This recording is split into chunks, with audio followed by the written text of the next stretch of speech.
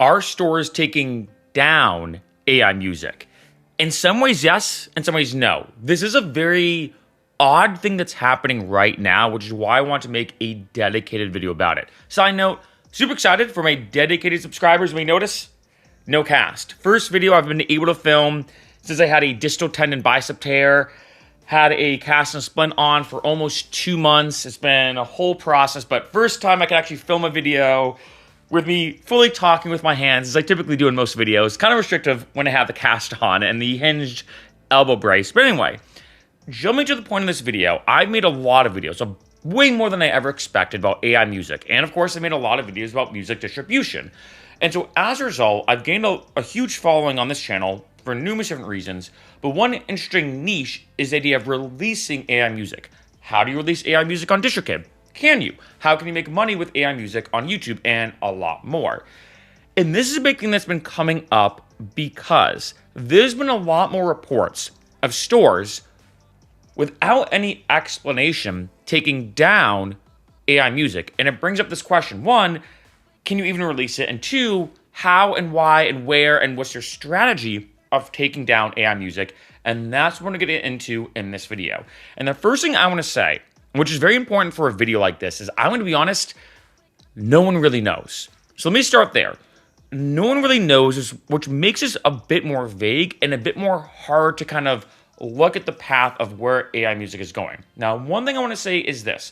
I have asked DistroKid. I did a video about this. I did ask DistroKid, and they did say yes, you are allowed to release AI music on our platform, as long as there's nothing copyrighted in it, because there have been some AI music generators in the past that's been caught, like, basically stealing copyrighted material and almost like, if I'd word it like this, if you think of it like a puzzle, taking puzzle pieces and putting them together rather than making their own puzzle pieces. Stores don't like this, of course, because it's copyrighted material. That being said, Spotify, Apple Music, the big heavy hitters, the big streaming platforms have not said yes to AI music. They've also not said no. And this makes it a big vague, because you may be wondering, well, can I release AI music? I don't want to be releasing AI music and then have it be taken down. Here's the thing that's tough. Nobody knows. Nobody knows. Even though DistroKid has given the green light to AI music, none of these stores really have said yes or no. The only one that has come out about it, and I've talked about this, is Deezer. Deezer has their own kind of thing in place, and I've mentioned this in a lot of videos, but to briefly describe it, if you release a song, Deezer has its own technology that can detect if it's AI music, which we'll talk about in a second. They can detect if it's AI music. And they say, and they flag the song, one, saying, hey, this song may be AI generated. I'm actually a fan of that. I actually think there's nothing wrong with that. Two, you can keep it on Deezer and still make money from it. So Deezer doesn't penalize you. It's not like they demonetize, if I'd use that word, your track that's AI generated.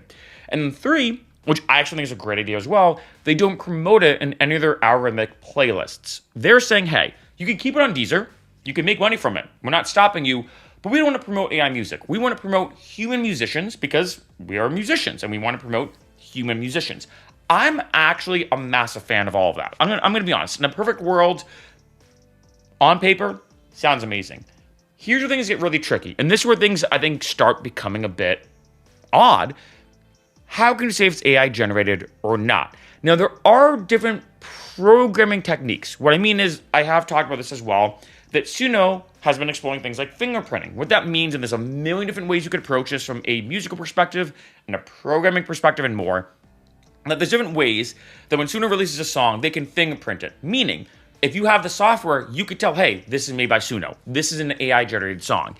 Similarly, I've heard that ChatGPT is kind of doing something similar. Like if I say, hey, write an essay about Benjamin Franklin, for example, ChatGPT might use different techniques, minus the wording, but different programming techniques or whatever. Or like, I might even use the word crypto, like cryptography techniques, where if you put that same essay through a program, they could say, hey, actually, because of this unique thing ChatGPT did that you can't really tell right off the bat, we can tell it's made by ChatGPT.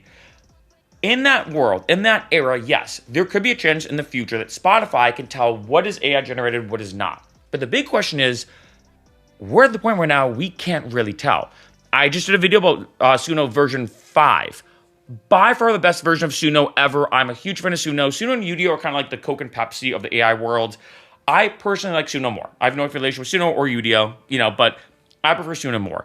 And it is crazy how good these songs are. And we've passed the point, I'm going to call it the musical Turing test. I personally, as a producer, as a musician, I've been into music all my life. As a listener, if I were like that of music, I would not be able to tell if a song's AI generated or not. And that is an important thing to bring up. And I think this is why Spotify has not really said anything about it. Because Spotify, arguably the biggest streaming platform, and they say no AI generated music. You can't put it on our platform. It's like, well, how can you tell? Like if I release a song, if I make a song and I release it, what if they by accident have it as a false positive? What if they say, hey, we can tell this is AI? I'm like, well, this is not AI. I made this. It's made by a human. It's tough to tell. We're at that point now where it's almost near impossible to tell unless they work with Suno, unless they have some kind of fingerprinting detection system that they work with Suno to kind of make it efficient like that. You really don't know. You really, really, really don't know. But then, on the other end, if Spotify says, yeah, bring it on, you can release AI music on our platform, they're kind of opening up the floodgates, which they might not want to do. Because, of course, Spotify, wants to, I think, wants to promote human music. Then again, I said this before, Mark Cuban's quote, which is one of my favorites, is, I don't care if the glass is half full or half empty, as long as I'm the one pouring the water. For Spotify, they may say, hey, we don't care if it's human or AI, as long as it's on our platform, we're making money from someone listening to it. And I'll say this too, on the flip side, I've gotten a lot of comments on this channel of people saying, hey, Mark, I'm not going to lie, I don't care if it's AI generated or not. If the song's a banger, it's a banger. In this day and age, and I think in the next few years to come, at least, maybe the next couple of decades, it could be very possible that people say, hey, I'd much rather listen to an AI song that's better than a human song that's worse. I gotta be honest, for me, at the end of 2025, going into the beginning of 2026, soon, this year kind of flew by, I kind of feel the same way. I'll be honest, I think I'd rather listen to an AI song that's really good than a human song that's not that good. I gotta be honest, like for me, I do make AI music. I release it under the Infinite Lamb Chop, which is my AI artist. I do it more for fun, more for like testing. I think I've made like $330 from releasing AI music. It's just kind of something I do for fun on the side, just kind of do some testing. And I'm not gonna lie, there are some songs that I've made, put that in heavy quotation marks, and this is a banger. This is a banger, and I listen actually to a lot of my AI generated music. Now, all that being said, this is the big kind of kicker, is there have been reports of DistroKid randomly taking down AI-generated music. Then there have been comments I've gotten of Spotify doing this, Apple Music doing this, so on and so forth. Here's where things get tough. With all the things I just mentioned, it seemed like I was rambling, but it's all very important for this. And that is, we're right now living in a very gray area if you can release AI music or not. The only platform that seems to have taken a strong stance where you don't really have to worry about it taken down is honestly Deezer. Because Deezer says, hey, we have these kind of detection systems in place. Who knows how accurate they are or not? But that's a big thing to keep in mind, that Deezer should be fine. But there's been a lot of work to Spotify taking down AI music and not saying why. Now, there is one situation, and I have mentioned this in a couple of videos, where someone released AI music and then used bots to artificially boost the streams to try to get revenue. That's a little different. They were trying to game the system. That's very different. But on the other end, there's been AI songs, getting to the second point, that have been released that have gotten hundreds of thousands of streams, millions of streams, and somehow it comes out, wait a minute, this band isn't even real. It's just some random Joe Schmo, and then boom, it gets taken down. And on that front, it's kind of tough, because on one end, it's like, okay, Spotify's not said that you can't release AI music. So why are they taking it down? And if, let's say you're an AI artist and you release AI music, you may be kind of concerned. I have had some people hit me up saying, hey, Mark, I actually released AI music. I really love it.